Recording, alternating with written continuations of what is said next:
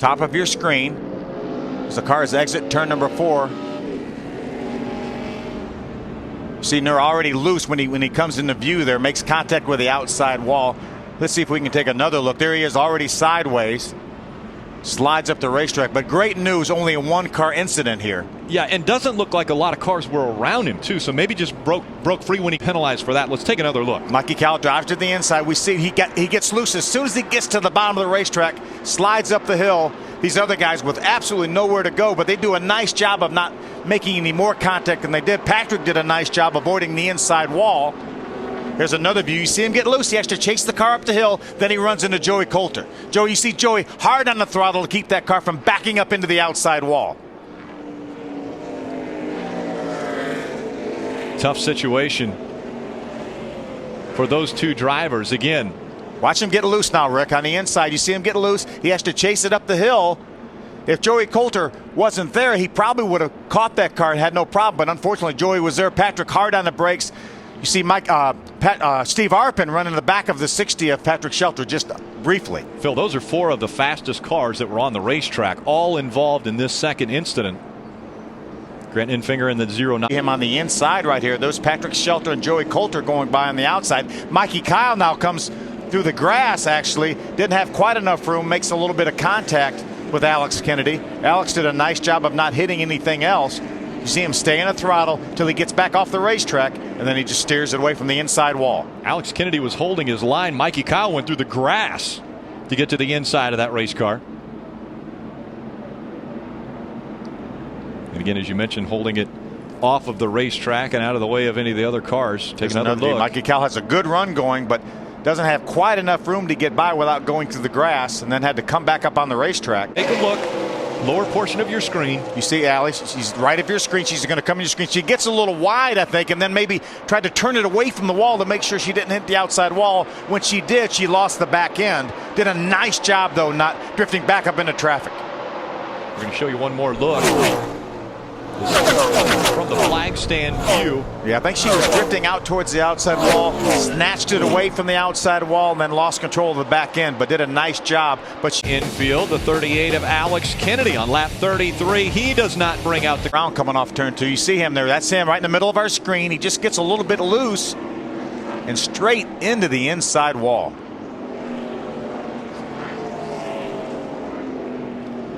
Let's take another look at what happened. It's going to be right to the left of your screen. He's going to come in view here. He gets a little bit sideways. One good thing to look at here, there's a safer barrier right where he hits. Yeah, watch the safer barrier give right here. You see that safer barrier give a little bit.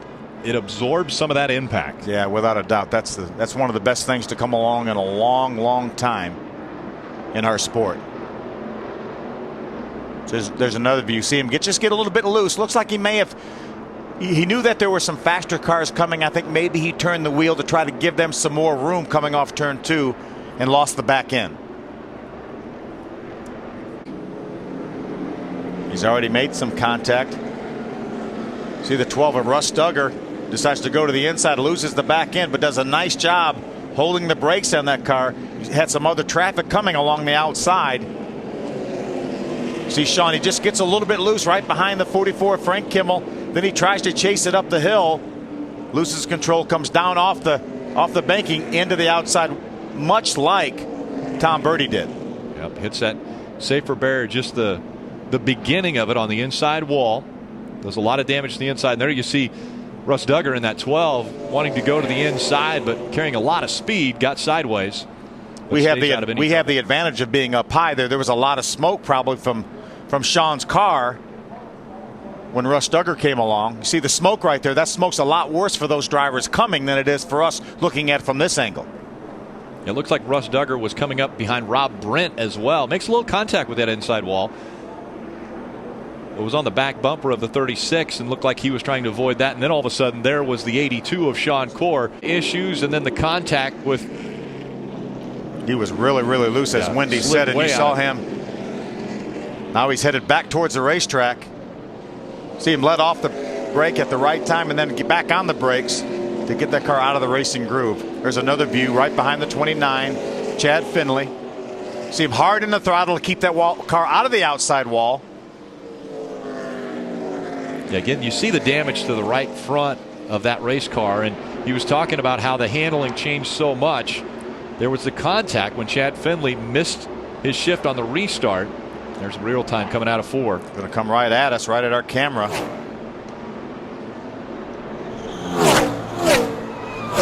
Trying to keep it out of the racing groove. See him on the outside of the racetrack, on the outside of the 36 of Rob Brent. Looks like he just got too close to the outside wall, going around the outside of Rob Brent. Then that loose. Trying to go by the 31 of Tim George. Got a little bit loose. The 77 of Tom Hessert right behind him. Got into the back of him. So, yeah, he was probably loose. Watch, see if we see the contact right here. He's a little bit loose. There's a little bit of contact right now. So Joey didn't even know he had the contact. He thought his car got really loose and all of a sudden snapped out. But he was a little bit slower going by that 31 car, I think, than the 77 of Tom Hessert expected. And that's why there's a little bit of contact right there. Then into that inside safer barrier. That inside wall is getting a workout off of turn 2. Big workout tonight.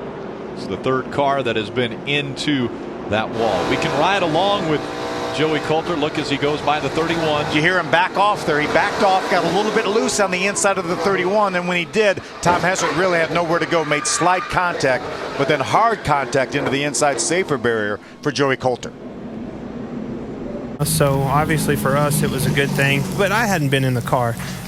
Yeah, he just got out from underneath of him, real loose right there. You're trying to pull on the wheel to keep it out of the wall. The track really opens up and you start to get loose, and it just got out from underneath of him. But as you said, you can hear that tire disintegrating at right rear. Of course, all of a sudden it just goes. The strange thing about that, Darrell, we talk about concerns of the tire. Normally it's the right front tire you're concerned about. That's the one teams tend to get aggressive with. Well, Larry, if this blade is loading up. Watch the white hood of that white 77.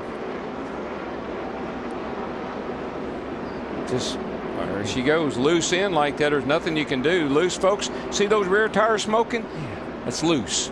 Darrell, he almost saved it and then locked her down.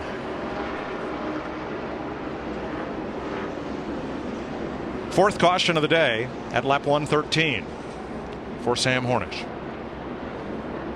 Now, for all those guys that came to pit road to just change 2 right side tires, this is not really what you wanted to see, especially our top 3 that's on those right side tires only. Back on the lead lap. Looks like a right rear. 45 in front, same out back. See if we hear anything. Look at Hit the wall there. Keep digging. Put a front tire. And here comes Biffle on the bottom. Yeah, we're going to go 3 wide. We're going to try to go 3 wide right here. You see Gordon forces his way by right there. Then Edwards. Edwards got into the back of Stewart and got him into Gordon in the 24 car. Allmendinger, there's McMurray. And there they all go. Boyer. Logano. Boy, look at Ryan Newman. Ryan Newman, great job. Scott Speed. Just snuck through there. That's called bobbing and weaving. You see here, it gets just so bottled up. Not a lot of room to work. Trying to go 3 wide right here. Here comes Carl with the run up on the outside. Carl on the 99, Edwards. I think Gordon touch Stewart just a little bit. But touch there. But then when he does, Edwards has got a hit into the back of the 14 of Tony Stewart. I don't think Gordon got into Stewart enough to move him. The contact from Edwards, though, I think did. what happened was Stewart broke a little momentum. Edwards had it in the 99, had that great run coming off 4, and they got together. Oh, I agree. All right, let's go back and take another look at it. See, just on the bottom of the racetrack right here. Low, it gets in it with Trevor Bayne. Yeah, it looked like Trevor Bayne actually came down the racetrack just a little bit after he came off of turn 2. Kind of caught Justin Laughlin by surprise. Yeah, it looks like Trevor didn't know that Justin was down there, and just a little bit he came off the wall, but just enough to spin Justin around and into the wall, and boy, just tore that car up. As the car had slowed down quite a bit, you can see how much damage right here, even before the tire blows out. Now the tire's down, and man, no way to hold on to that.